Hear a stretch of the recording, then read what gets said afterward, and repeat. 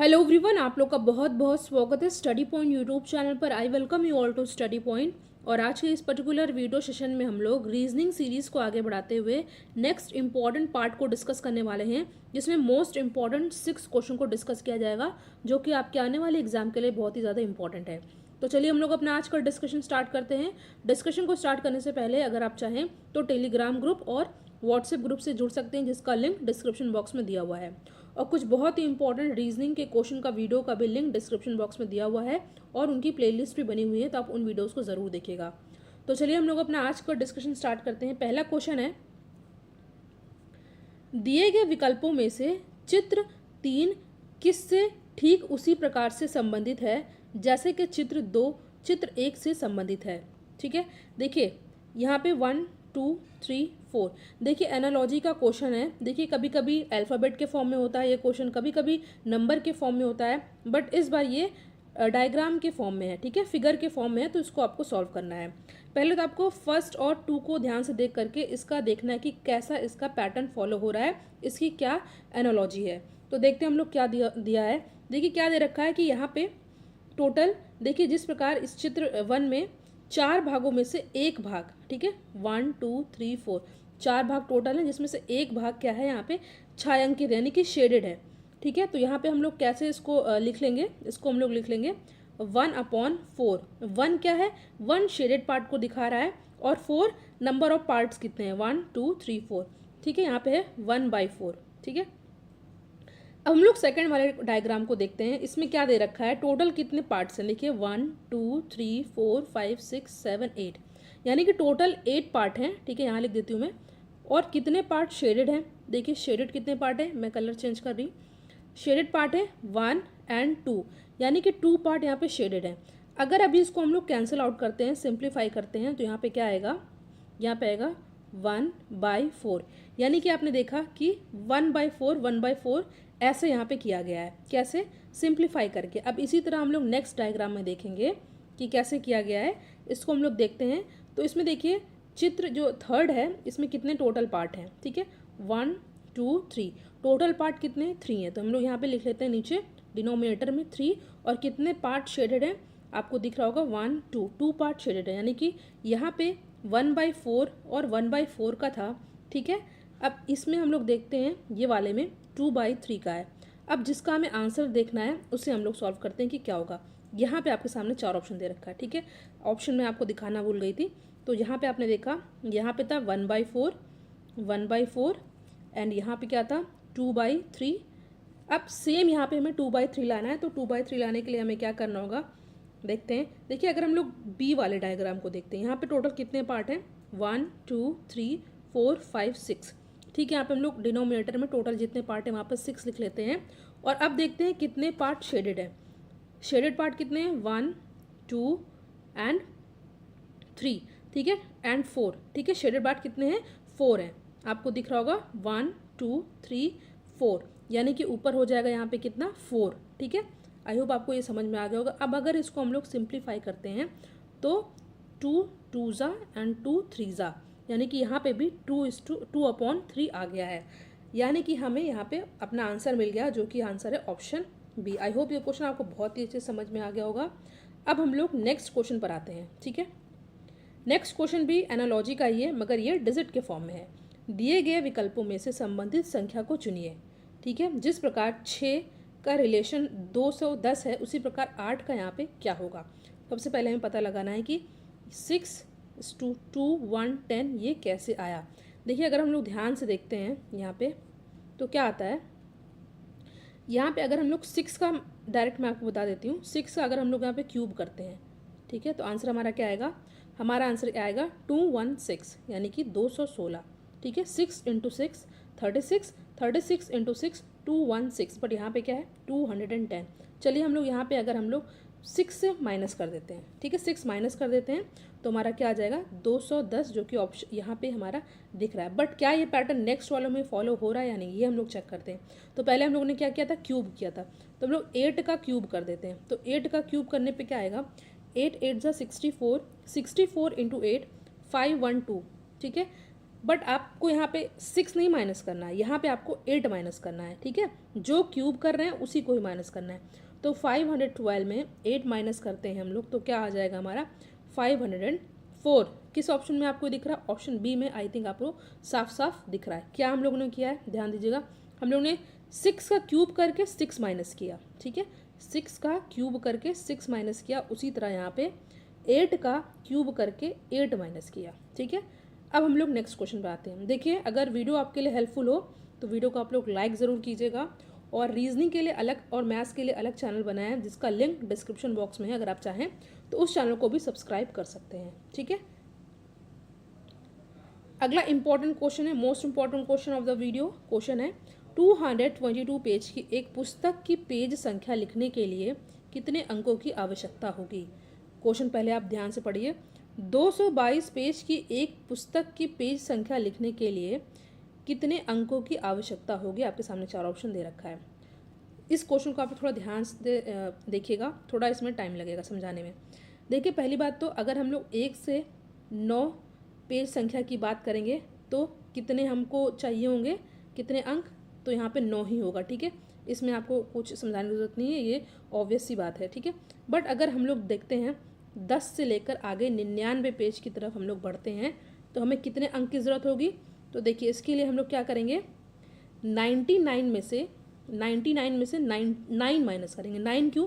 क्योंकि यहाँ पे हम लोग 10 इसलिए नहीं घटाएगा क्योंकि 10 को हम लोग ले रहे हैं, ठीक है। 10 को तो हम लोग ले ही रहे हैं, इसलिए हम लोग 9 माइनस किया, और यहाँ पे क्या आ जाएगा 90, ठीक है। मगर यहाँ पे 90 है, यहाँ पे स्किप नहीं कर देना, छोड़ नहीं देना।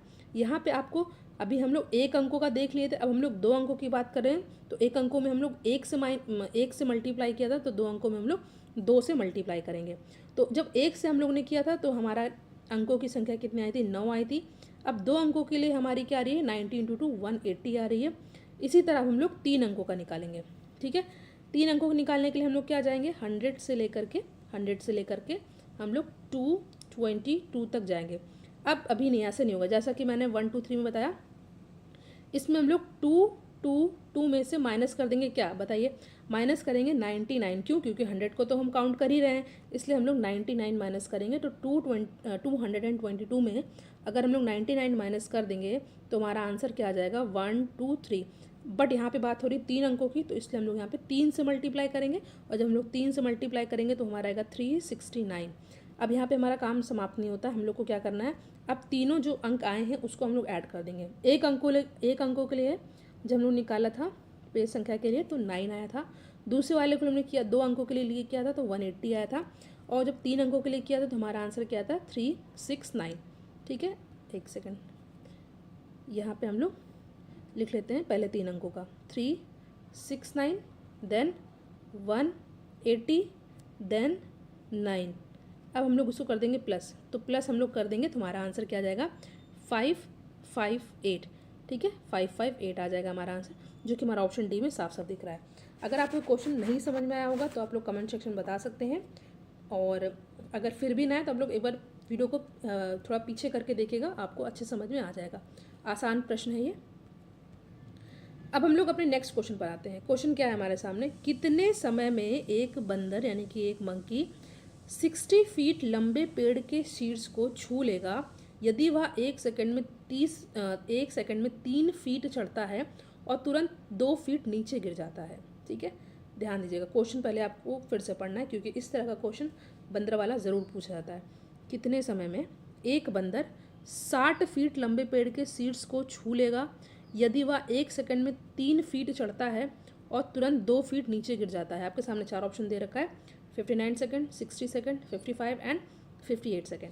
तो चलिए इस क्वेश्चन को हम लोग सॉल्व करते हैं, बहुत ध्यान से देखिएगा, कई बार इस तरह के क्वेश्चन पूछा गया है। क्या करना है हमको, देखिए सबसे पहले आप देखिएगा कि 1 सेकंड में कितना वो चढ़ रहा है। 1 सेकंड में वो जो है 3 फीट चढ़ता है और तुरंत 2 फीट नीचे भी गिर जाता है।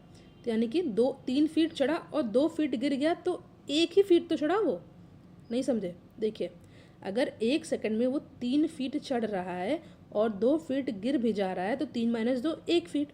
तो इसका मतलब ये नहीं कि 60 सेकंड में 60 फीट चढ़ेगा, ऐसे नहीं होगा ये। बस अभी आपको समझने के लिए मैंने बताया कि 1 सेकंड में 3 सेकंड चढ़ रहा है और 2 फीट 3 फीट चढ़ रहा है, 2 फीट गिर रहा है, तो 1 फीट 1 सेकंड में चढ़ा। इसी तरह हम लोग अगर आ जाएंगे 57 तक, तो देखिए 57 सेकंड में 57 फीट तक चढ़ेगा। ठीक है, पहले के कॉन्सेप्ट से। ठीक है, 57 सेकंड में 57 फीट चढ़ेगा, मगर अब जब हमारा 58वां सेकंड आएगा, 58वां सेकंड आएगा तो 3 फीट चढ़ रहा है, यानी कि 1 सेकंड अगर बढ़ा है तो 3 फीट भी बढ़ेगा। तो अगर 57 सेकंड में 57 फीट वो चढ़ रहा था, तो 58 में सेकंड में, यानी कि 1 सेकंड में 3 बढ़ जाएगा, यानी कि 58, 59 एंड 60। मगर ध्यान दीजिएगा, वो जो है 2 गिर भी रहा है, तो 2 गिर गया ना, क्योंकि हर 1 सेकंड में वो 3 फीट चढ़ रहा है और 2 फीट गिर जा रहा है, तो यहाँ 58। ठीक है, तो यही हमारा हो जाएगा सही आंसर। ठीक है, तो कितने समय में? 58 सेकंड में। ठीक है, 58 सेकंड में वो 60 फीट लंबे पे चढ़ पाएगा, तो यहाँ पे हमारा 58 हो जाएगा सही आंसर। आई होप ये इंपॉर्टेंट क्वेश्चन आपको बहुत ही अच्छे से समझ में आ गया। वीडियो को लाइक एंड शेयर आप लोग ज़रूर कीजिएगा। अगला क्वेश्चन है आपके सामने। 3 घंटियाँ क्रमशः 9, 12 और 15 मिनट के अंतराल पर बजती हैं। 6 बजे पूर्वाह्न, 7 बजने के पश्चात वे तीनों एक साथ फिर कब बजेंगी? 9 बजे, 6:30, 10 या 7। इस तरह का क्वेश्चन करने के लिए बहुत ही सिंपल है, बहुत ही आसान है, बेसिक क्वेश्चन है। एक क्वेश्चन ज़रूर पूछा जाता है, तो इसको हम लोग सिंपल एलसीएम से करेंगे। ठीक है, 3 घंटियाँ क्रमशः 9, 12, 15 मिनट के अंतराल पर बजती हैं। 6 बजे पूर्वाह्न, 7 बजने के पश्चात वे तीनों एक साथ फिर कब बजेंगी? सबसे पहले हमें क्या करना है, सिंपल हम लोग को 9, 12 और 15, 9, 12 और 15 एलसीएम निकाल लेना। एलसीएम निकालना आई होप आप लोग को आता होगा, सिंपल है। इसका एलसीएम हमारा आ जाएगा 180 मिनट। ठीक है, 180 मिनट। बट ध्यान दीजिएगा, यहाँ पे बात हो रही है आर की, यानी कि घंटे की, तो इसको हम लोग मिनट को घंटे में बदल लेंगे। तो घंटे में बदलने के लिए हम लोग 60 से डिवाइड कर देंगे, तो यहाँ पे हमारा आ जाएगा 3 घंटे। ठीक, 3 घंटे। अब 6 बजे पूर्व 7 बजने के पश्चात वे तीनों एक साथ फिर कब बजेंगी? यानी कि 6 बजने 7 वो बजती हैं, 6 बजे 7 बजती हैं, तो 3 घंटे उसमें ऐड कर देंगे, तो 6 + 3, तो ये हमारा क्या आ जाएगा? 9 घंटे। तो ठीक है, 9 बजे। सिंपल आपको क्या करना था, सिंपल आपको बस 9, 12, 15 का एलसीएम लेना था, और एलसीएम लेने के बाद हमारा 180 मिनट आया था। इस मिनट को 180 मिनट को हम लोग को जो है आर में चेंज कर लेना था, काट पीट के यहाँ पे आ जाएगा 3 घंटे। तो 6 बजे हो रहा था, 6 बजे हम लोग 3 घंटे ऐड कर देंगे, तो 9 बज जाएगा। ठीक है, तो यहाँ पे हमारा ऑप्शन ए हो जाएगा सही आंसर। चलिए हम लोग नेक्स्ट क्वेश्चन पर आते हैं, और आज का हमारा ये लास्ट क्वेश्चन है, मोस्ट इंपॉर्टेंट क्वेश्चन, और सभी क्वेश्चन ऐसे हैं जो कि एग्जाम में पूछे गए हैं। कक्षा की एक पंक्ति में बैठे विद्यार्थियों की गणना करते समय पर पता चलता है कि सुधाकर शीर्ष से 29वें तथा अंत से 18वें स्थान पर बैठा है, तो 88 विद्यार्थियों की कक्षा में उस दिन कितने विद्यार्थी विद्यालय नहीं आए थे? पहली बात तो आपको क्वेश्चन एक बार फिर से ध्यान से पढ़ना है। देखिए, सीटिंग अरेंजमेंट का ये क्वेश्चन है। कक्षा की एक पंक्ति में बैठे विद्यार्थियों की गणना करने पर पता चल रहा है कि सुधाकर शीर्ष से, यानी कि ऊपर से 29वें पर है। ठीक है, और तथा अंत से 18वें पर है, अंत से 18वें पे है, सॉरी यहाँ पे 18 हो जाएगा, 18 पर है। तो टोटल विद्यार्थियों की कक्षा कितने, टोटल विद्यार्थी कितने हैं? 88 विद्यार्थियों की कक्षा, यानी कि क्लास में नंबर ऑफ स्टूडेंट टोटल कितने हैं? नॉर्मली उस दिन नहीं, मतलब टोटल बच्चे कितने हैं? 88 हैं। तो उस दिन कितने विद्यार्थी विद्यालय नहीं आए थे? तो मैंने जैसा कि बताया कि शीर्ष से वो क्या है? 29 है, और अंत से वो क्या है? 18 है। तो देखिए, सुधाकर को हम लोग इसमें जो है दोनों को ऐड करके, देखिए 29 और 18 को ऐड करके -1 कर देंगे। तो -1 हम लोग क्यों कर रहे हैं? क्योंकि देखिए, अगर वो शीर्ष से 29 है और इधर से 18 है, तो 2 बार थोड़ी ना हम लोग सुधाकर को काउंट करेंगे। ठीक है, ऊपर से भी नीचे से भी एक बार करेंगे काउंट, इसलिए हम लोग एक बार हम लोग क्या कर देंगे? माइनस कर देंगे। तो अगर इसको हम लोग माइनस कर देते तो हमारा क्या आएगा? 29 और 18 को अगर हम लोग प्लस करते हैं तो 47 आता है, 47 में -1 करते हैं तो 46 आता है। तो 46 आया है, और टोटल बच्चे कितने हैं? 88 हैं। तो 88 में से हम लोग 46 माइनस कर देंगे, तो उस दिन कितने बच्चे प्रेजेंट थे? विद्यालय नहीं आए थे 42। फिर से मैं बताती हूँ, 29 प्लस 18 -1, तो यहाँ पे हमारा आ गया 46। क्यों हमने -1 किया? क्योंकि हम लोग 2 बार सुधाकर को काउंट नहीं कर सकते हैं, इसलिए हम लोग एक बार माइनस कर दिए हैं। और टोटल बच्चे कितने हैं? 88 विद्यार्थी हैं। और उस दिन कितने विद्यार्थी नहीं गए थे, तो इसके लिए हम लोग यहाँ पे 46 से माइनस कर देंगे और हमारा आंसर क्या आ जाएगा? 42। ठीक है, जो कि ऑप्शन ए में साफ साफ दिख रहा है। आई होप ये आज का वीडियो सेशन आपके लिए बहुत ही ज़्यादा हेल्पफुल हो। ये वीडियो आपके लिए बहुत ही मेहनत से बनाया गया, तो वीडियो को आप लोग लाइक एंड शेयर ज़रूर करिएगा। Thank you so much for watching. Thank you.